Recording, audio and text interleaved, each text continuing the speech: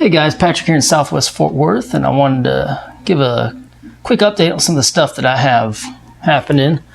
I wanted to talk about this 46 Bowfront I have in the living room, and it needs a trim, but I'm loving how the plants are growing in this.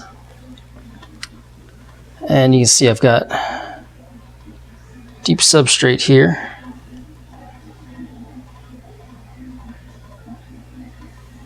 And it has a lot of blue shrimp.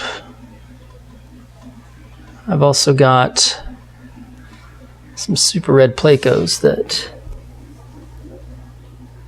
I have some fry in the fish room of theirs.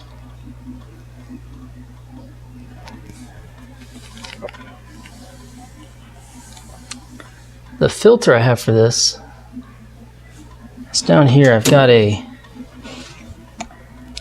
Bowfront canister filter. Let me get a light on so we can see it here. It's a Bowfront 304 canister that I have this aqua clear that the impeller went bad on it, so I just drilled a hole at the top and put that in.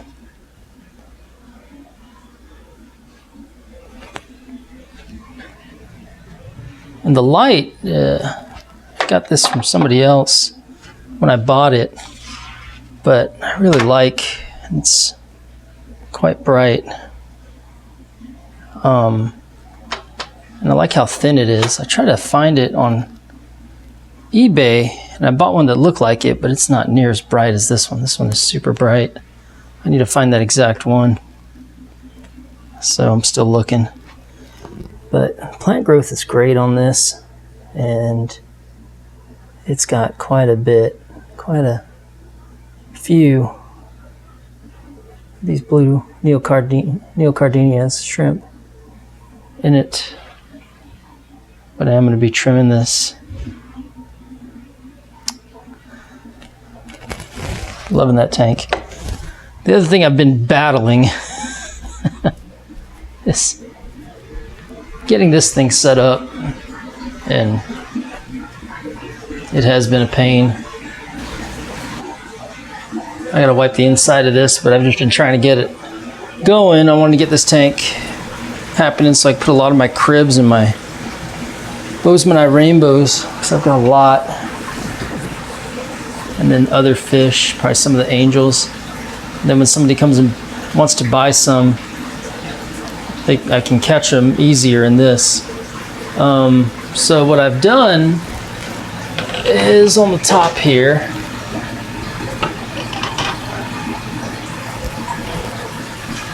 I installed some little hatch things to keep it up, and then put these lights. And originally the idea, I'll open this up here. The idea was to have 55 gallon as the sump, which is happening right now, but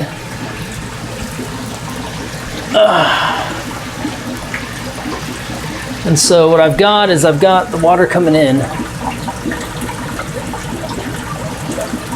and then it goes into this bucket, which has got some filter fiber underneath. It's got lava rock, and then it's got some bigger gravel and then sand on that white thing. And it comes out over here.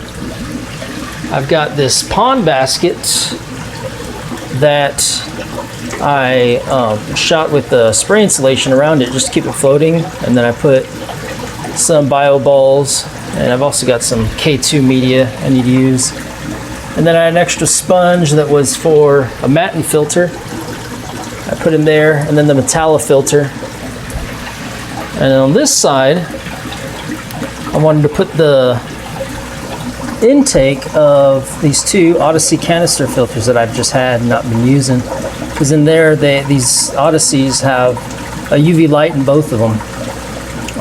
And then it was going to go into this that's plumbed. Let's see if I can't get a shot of it.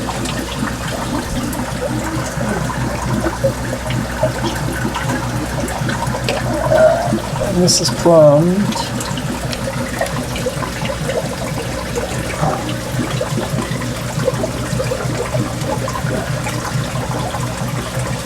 In here, and then right there I've got these I didn't want any water coming back, and so I put these check valves, but I think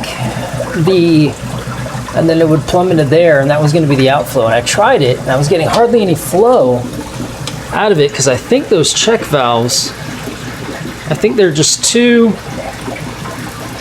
excuse me. I think those check valves are just, they prevent too much flow because they're plumbed to have an outflow there at the bottom and then up here at the top. But I was just hardly getting any flow. And you can see these pumps, I mean, I even went and cut down the flow a bit, but it's got some pretty good flow. But it just wasn't enough. So I said, man, screw it. I'm not gonna use that flow. So what I did is I just made it real quick and plumbed up some PVC real quick yesterday in the back here. That's the outflow. I have it coming down, and I want to make sure I didn't. If it stops, I don't want to create a siphon. So I drilled just above the water line a few holes. That way it wouldn't create a siphon when it's going.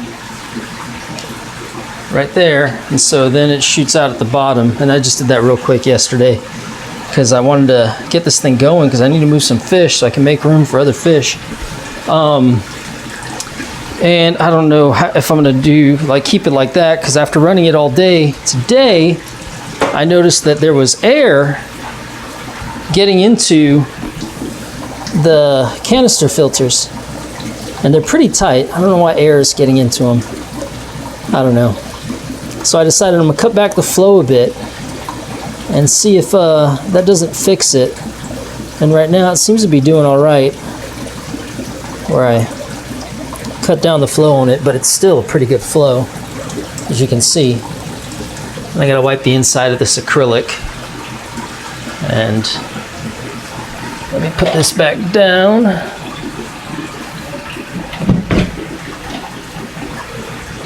So I'm gonna have this full of fish.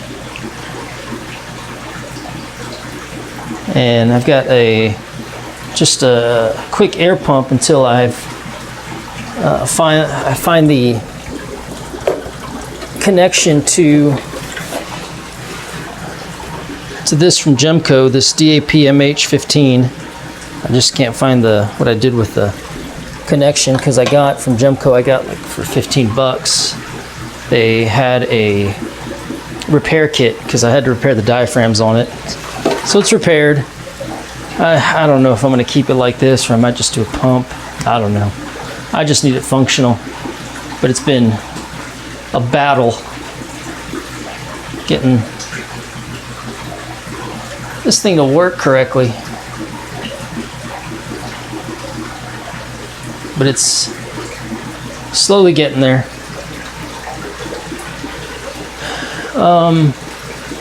I guess to end this, we'll go to the fish room and I'll show some of the super reds.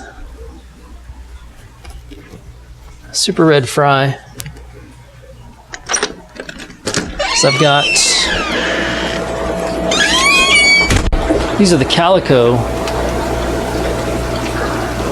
Or no, these were the ones, let's get it in there. These guys were the tank in my classroom. Just like a calico and an albino, but none of them look like that. And here I've got a bunch of the calico fry on the bottom. And let me turn on the light real quick so you can see some of these calico fry. So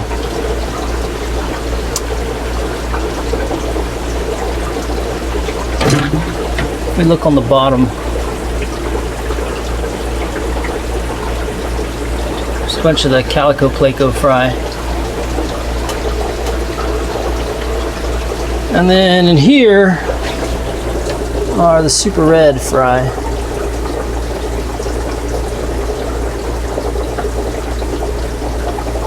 So that's a quick update. What's been going on? I'm gonna try to use this weekend to get a clean up the fish room and then do a full fish room tour, because it's been a while since I did an extensive fish room tour. All right, guys, thanks for checking it out.